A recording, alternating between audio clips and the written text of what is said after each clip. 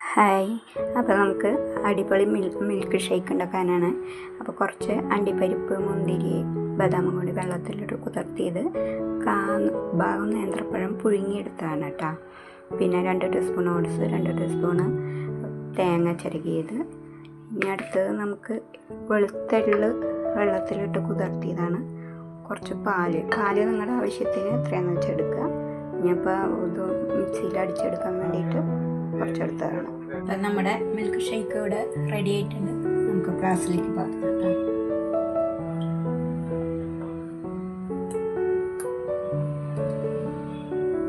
നല്ല അടിപൊളി ടേസ്റ്റുമാണ്, ഹെൽത്തിയാണ് കേട്ടോ. അപ്പോൾ വെയിലത്ത് നിന്നിട്ടൊക്കെ നമുക്ക് പോലെ കുടിക്കാം. ക്ഷീണമായിട്ട് ഇരിക്കുമ്പോഴൊക്കെ കുടിക്കാൻ നല്ലതാണ്. എള്ളൊക്കെ നല്ലതാണ്. എള്ള്, നേന്ത്രപ്പഴം.